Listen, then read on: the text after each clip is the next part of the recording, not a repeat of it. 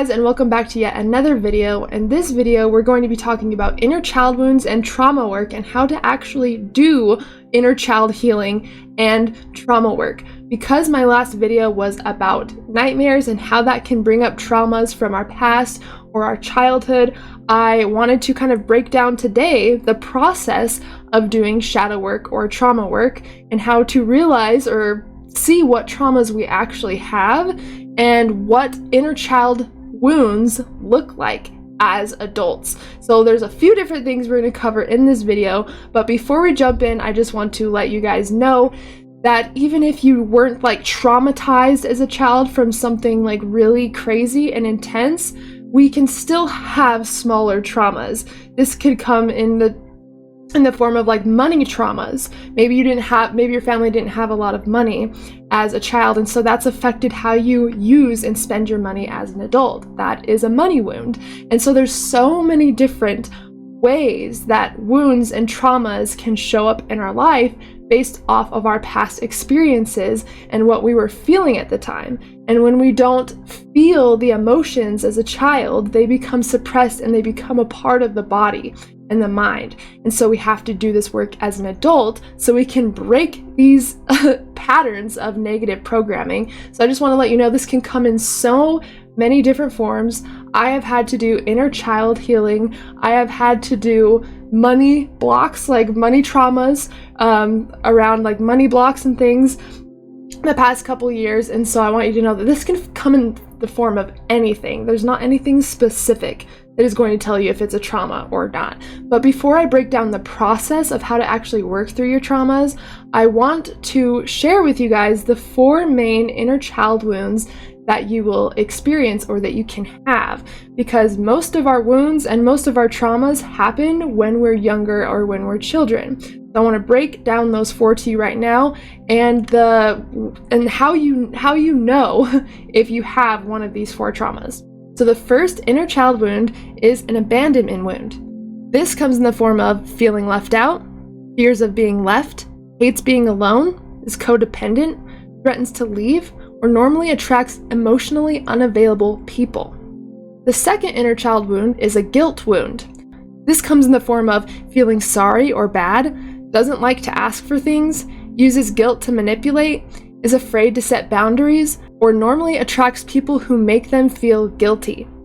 The third inner child wound is a trust wound, and this comes in the form of being afraid to be hurt, doesn't trust themselves, finds ways to not trust people, feels insecure and needs lots of external validation, doesn't feel safe, or normally attracts people who don't feel safe.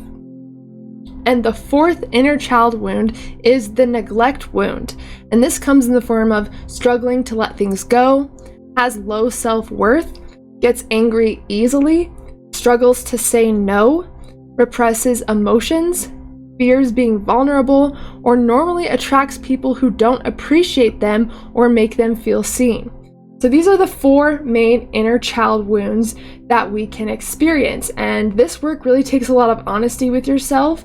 And of course, you don't really have to share this work with anybody, so it's a little bit easier to be honest, but we're not used to accessing these parts of ourselves and really bringing awareness to these things. That's why it's in the shadow, because the shadow's full of everything we deny, suppress, disown, maybe we don't want to look at. And so this work is about complete honesty and vulnerability so we can actually work through our wounds in our inner child traumas. So those are the 4 main wounds. And again, this could come in the form of so many things. So it's just important to notice what triggers you, what upsets you, and then if we can start to reel that back to the root of the trauma, and that way we can kind of see what it represents.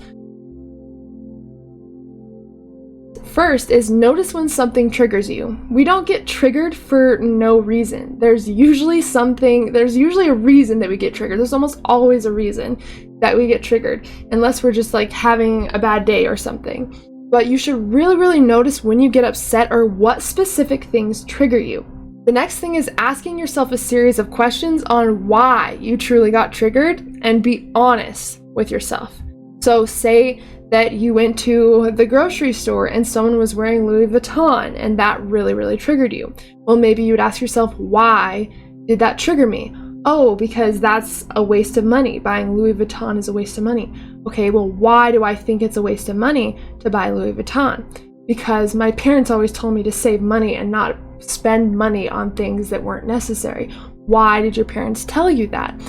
Because my parents struggled with money and finances. Why did your parents struggle with money and finances? Because we got scammed, or we lost our house, or this and this happened when I was a kid. So you start to realize that your traumas and your beliefs are actually tied to other people's experiences, like your parents or your caregivers, and we take that information on and we make it our own. So it's really not our beliefs a lot of the time. We take those beliefs on as our own. So figuring out what triggers you and then asking yourself why that triggers you in the first place is going to reveal a lot. And I journal this out. I journal this out because it's just a meditative process for me. It's easier, and that way I can look back on it. I literally have a shadow work journal that I use anytime I get triggered, anytime I need to work through something in my mind, and I cannot tell you how much journaling has changed my life. A lot of people will say, like, I've talked to a few of my friends who are like, oh, just journaling is a waste of my time, I can't get into it. But it's not something you really have to get into, and it doesn't have to be a hobby. It's like a very efficient way of working through your own traumas and really discovering the root cause.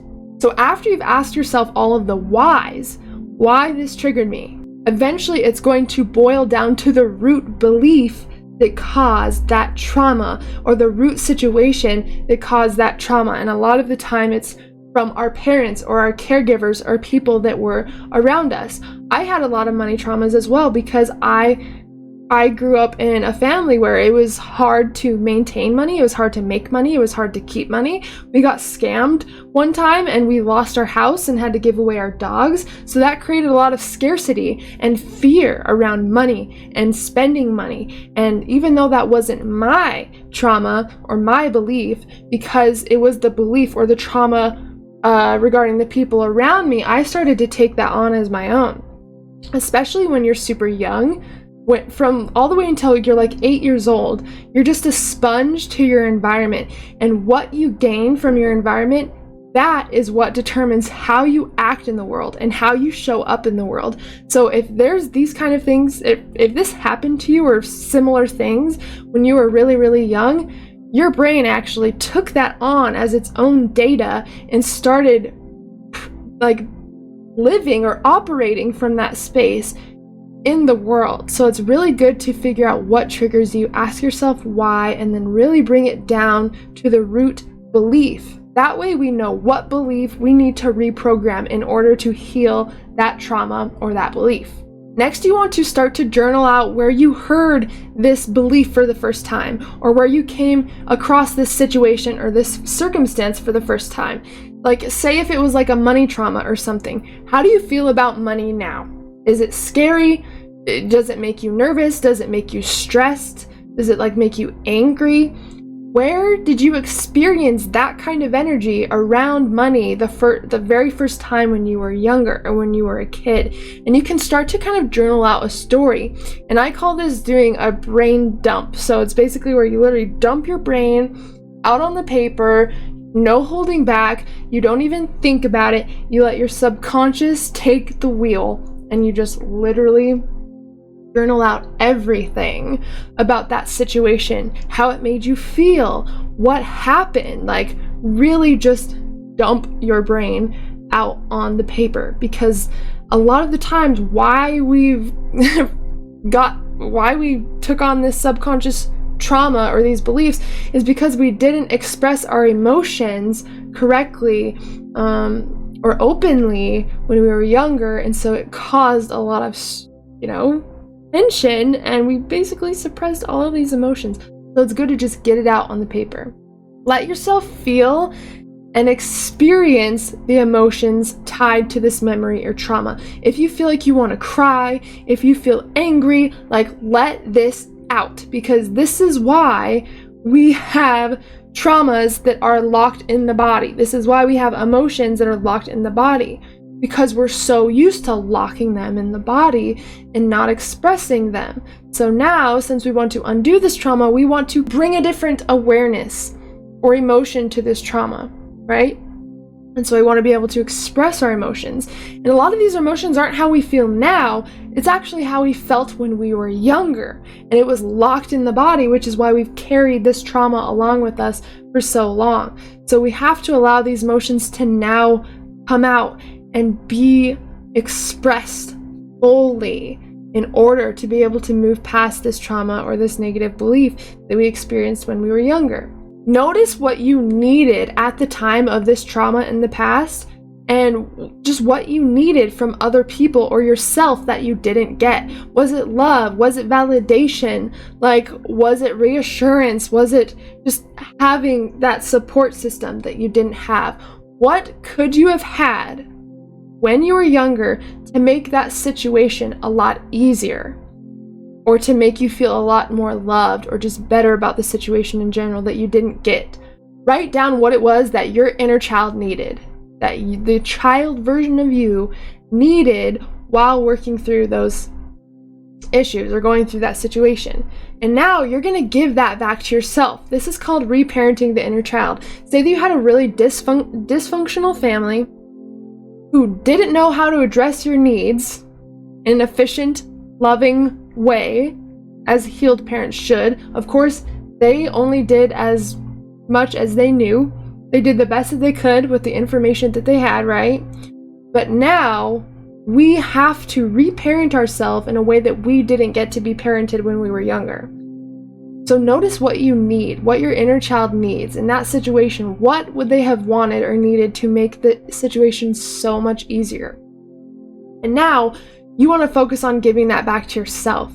A lot of us search for love and validation and acceptance outside of ourselves, and we try to get that from other people, but really that's just a sign that we need to give that back to ourselves, because it's clearly something that we're missing. And if we create wholeness within ourselves and our body, we are not going to search externally for these emotions, or we won't need to search outside of ourselves, because we filled ourselves with that love, that validation, that acceptance, or those positive belief systems that we didn't have as a kid. We were told negative things, so now we bring awareness to them, but now we choose a new positive belief that supports the life that we want to have, and we start to train ourselves to think that way. So this new belief, you would start writing it out every day. Maybe your parents told you that it's impossible to make money on your own. You have to work really, really hard and go to years and years of college to make your own money. That's a limiting belief, because that's really, really not true. There are so many ways to make your own money now. Like maybe when they were children, it was like hard, or even just teenagers, it was probably really, really hard because they didn't have a lot of the options that we do now. But now that's a limiting belief, especially to hold on to in 2021, or like whenever you're watching this, right? And so now we're going to choose a new belief that actually supports where you are now in your life, that is true, that benefits you and makes you feel good. That's what you want to do. And you want to start reiterating that to yourself every single day. That way that becomes a part of your program, and we let go of the past limiting program. That's basically how to do this work. I also do this in my one-on-one sessions, so if you guys are ever interested in diving in deeper, maybe doing like an inner child healing, or just bringing up these traumas or these beliefs that you're ready to let go of and heal from, definitely let me know. You can also do this work in the Lucid Dream, which I highly recommend because that's where I do a lot of my work. So if you're ever interested in learning how to lucid dream or induce out-of-body experiences in 30 days or less, then make sure to check the links in the description. My email is also down there as well. That way any of you can get a hold of me. Email me, ask me questions. I'm always here to chat with you guys. But I love you so much. I hope that this helps. Let me know your experience with doing this work. Let me know if this video helped you. Also, let me know if you have any questions about this video. I'm not sure if I said that, but it is a good thing to add just in case. But I love you guys so much. Thank you all so much for joining in this video. And as always, I'm sending you endless love and endless lucidity.